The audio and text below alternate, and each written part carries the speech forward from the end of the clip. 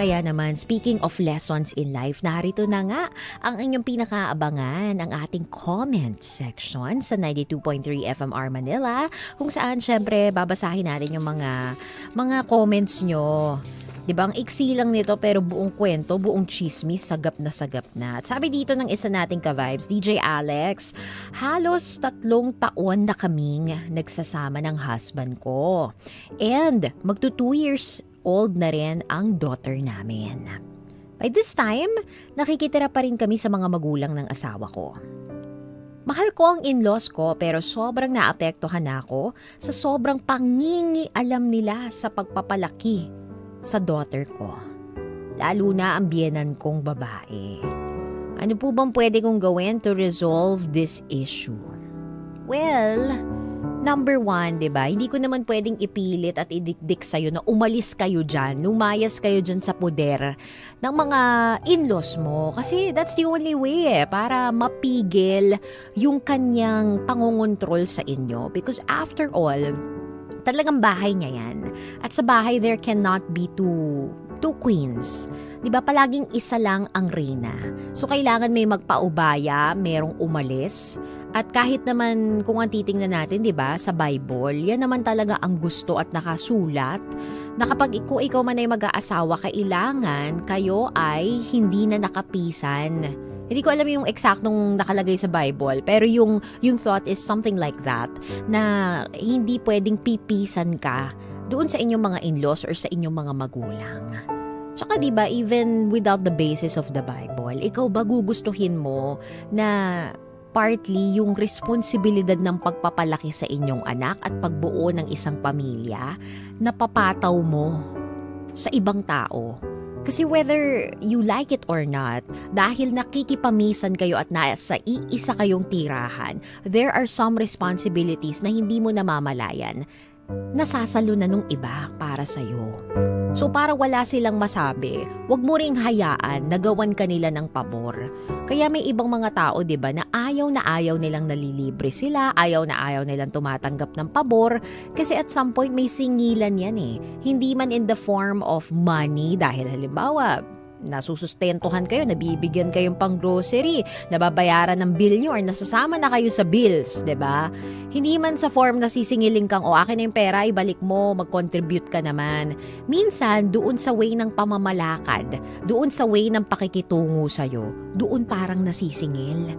Na porke naglalabas sila para sa inyo, porke nakakatira ka ng libre sa bahay nila, para bang meron na silang karapatan na pakialamanan ka. And sadly, hindi talaga natin yun makokontrol kasi sila ang reyna ng tahanan eh. So sa akin, naiintindihan ko yung status ng ekonomiya ngayon. Kaya ang hirap-hirap talaga na gumawa ng drastic decision. Sa ngayon na umalis kayo, di ba, yung magmamalaki ka. Pero iisipin mo nga rin naman ano mangyayari sa inyo at sa inyong daughter kung hindi naman kayo financially ready for this. So siguro hanggat nag-iipon, no? Ang primary talaga natin dito is umalis kayo, layasan nyo.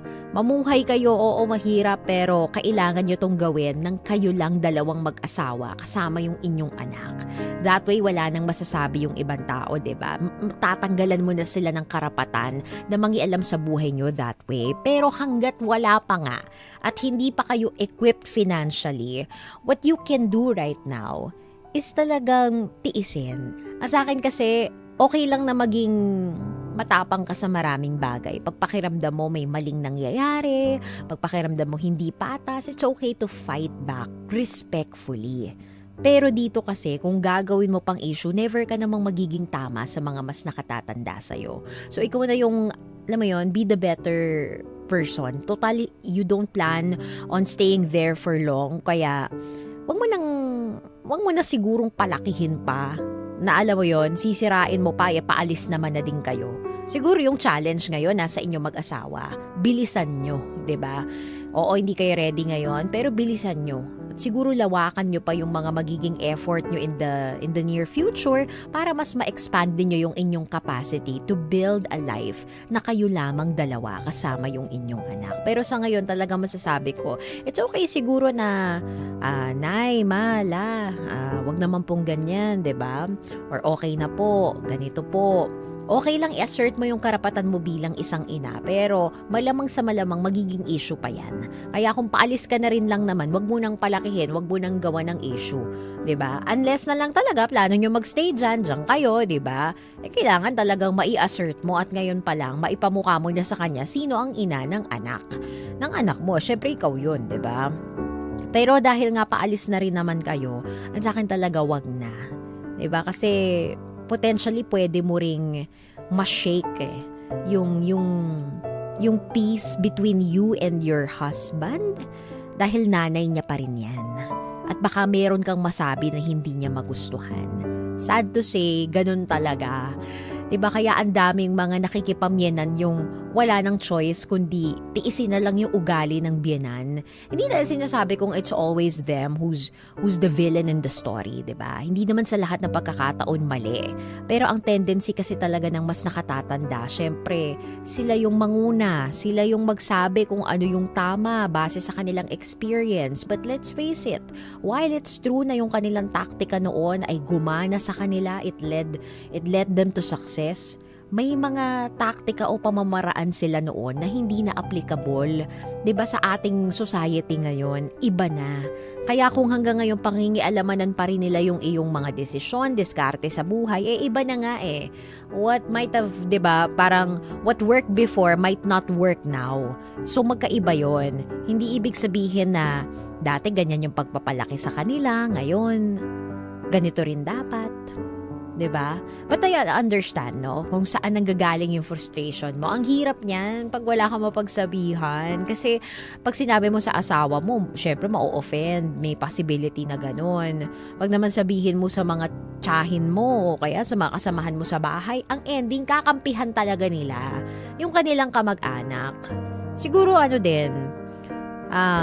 yun talaga, you have to be able to talk to your husband about it. Pero alam mong sa paraan na hindi rin siya ma-offend. Kasi sabihin mo yan sa nanay mo, ang mangyayari masisiraan pa yung asawa mo sa kanya, yung buong pamilya. Ayaw naman nating mangyari yun, 'di ba? Unless sobrang salbahe na at hindi na tolerable yung ugali niya. 'Di ba? Minsan kailangan mamili rin talaga eh. So magiging hamon to doon sa asawa mo kung ano yung kanya magiging desisyon. Kasi kung sobrang salbahe talaga ng biyenan mo, tapos ipagtatanggol pa rin ng asawa mo, baka magiging problema talaga yan. Pero ngayon, kung medyo ganyan-ganyan lang naman yun, nangingialam sa pagpapalaki ng anak mo, baka kaya pang palagpasin. Di naman sa lahat ng pagkakataon dapat nakikipaggirahan tayo at nakikipag-away tayo. It's okay to fight for what is right, pero again, do it respectfully. Yun lang naman ang ating paalala.